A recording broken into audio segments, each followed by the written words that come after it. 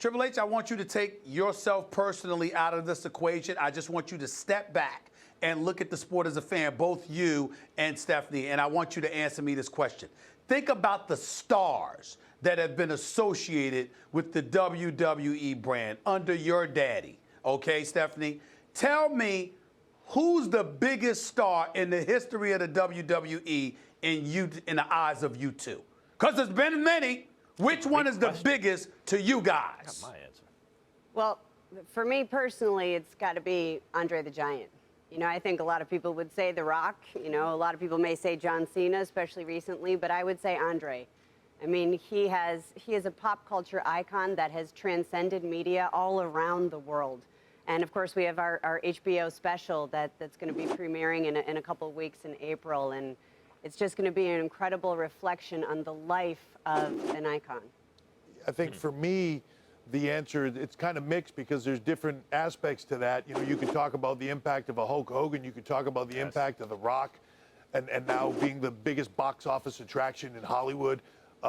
You can talk about Stone Cold Steve Austin, but there's one guy for me within our industry that resonates beyond all else. And when I go to India or the Middle East or Europe or Japan or Australia, South America, it doesn't matter.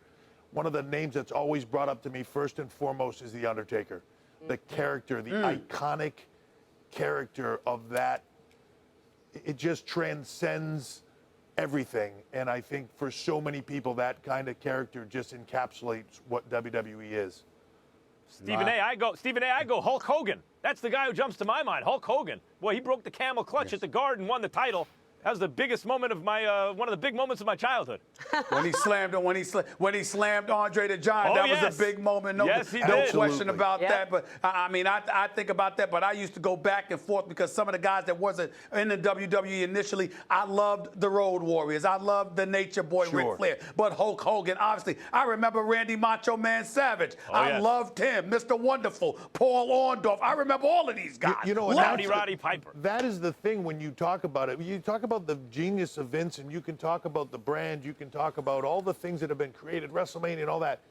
Nobody in any form of entertainment or sports has put out the amount of characters that have transcended generations. Storytelling.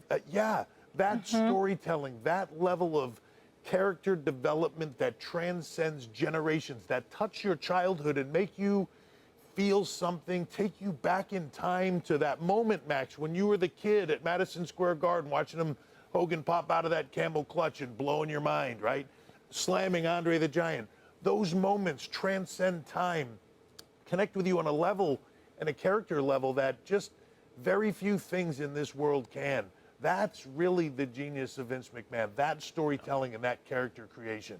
And that's really what WWE is all about. I mean, it's about creating these memories and these moments that last a lifetime.